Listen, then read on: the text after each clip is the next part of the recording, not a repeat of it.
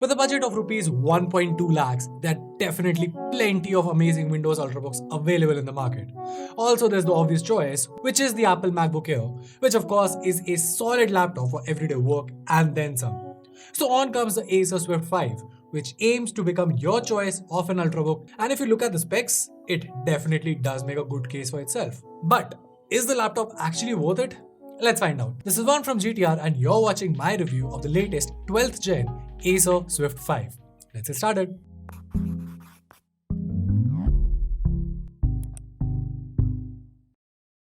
Alright, so let's start by talking about the design of the laptop.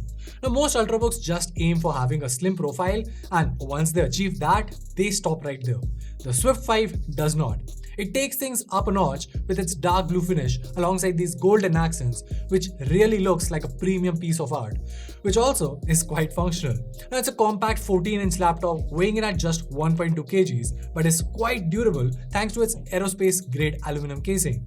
The display itself here also carries the Corning Gorilla Glass protection.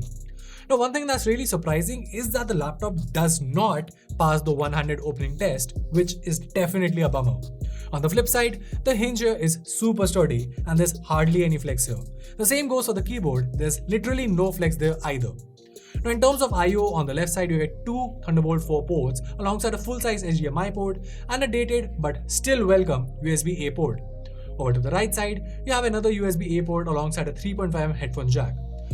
Now, having these many ports does mean that the Swift 5 is not as slim as most of its competitors, but honestly, I would take this kind of a package any day over having to just deal with the burden of carrying multiple dongles. And anyway, the laptop fits inside any laptop bag or sleeve without taking up a lot of space. So I do admire how Acer has maintained a good balance between looks and functionality.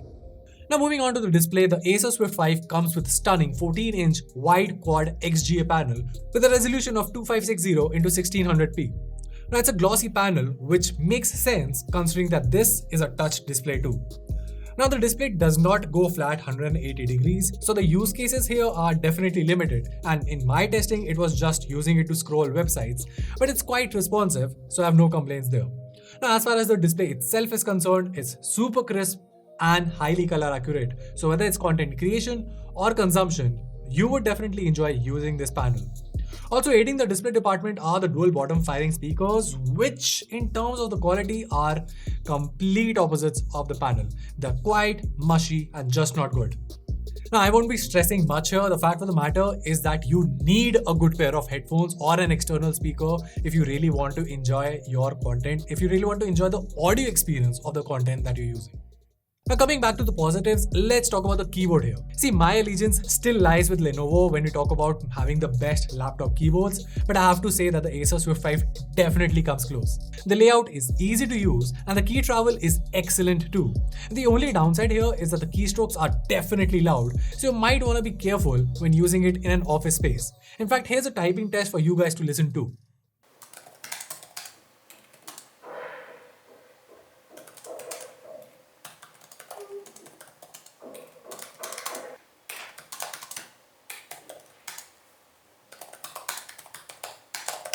Now, moving on to the touchpad, I do feel that they could have accommodated a slightly bigger touchpad here. That being said, the gestures work flawlessly, the palm rejection is good, and the surface is quite smooth too. The laptop also comes with a 1080p webcam, which is quite good for the most part.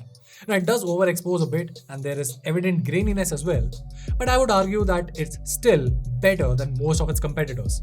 Unfortunately, the webcam does not support Windows Hello for Face ID, but you do have a physical fingerprint scanner embedded inside the power key, which works very well for easy sign-in, so that's good.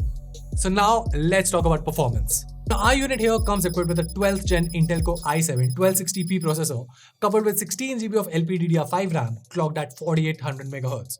There's a 1TB NVMe SSD from WD here, and for graphics, you have the Intel Iris Z graphics.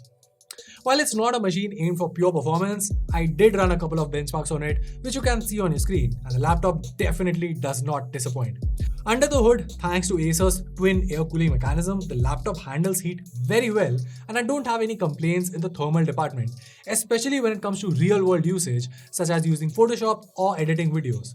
Also, in case you were wondering, of course, it's not a gaming laptop per se, But you can still run esports titles like Valorant and Rocket League easily on this. That being said, with a refresh rate of just 60Hz, I would keep the gaming experience to just casual. Lastly, there's the battery life. Now this thing packs in a 3-cell 56 Wh battery, which easily lasts a full workday with ease.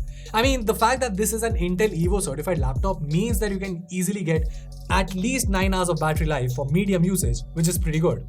And when it comes to charging, the laptop comes with a 65-watt USB-C charger that you can use to charge not just this laptop, but also other devices that support USB PD charging. This brings us to the pricing. The i7 variant of this laptop is priced around the 1.2 lakh rupee price market, which is definitely an attractive price point. Now, considering the spec sheet and the overall package that the Acer Swift 5 offers, it's definitely a laptop that I would not regret recommending to anyone. That being said, it's definitely not the best laptop at this price point.